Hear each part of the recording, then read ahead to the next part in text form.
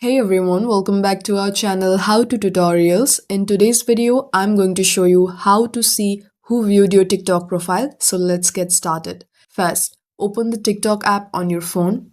Now go to your profile by tapping on the profile icon at the bottom right. Next, at the top right corner, tap on the three-line menu and select Settings and Privacy. Next, tap on Privacy. Now here look for the profile view history or viewers and tap on it.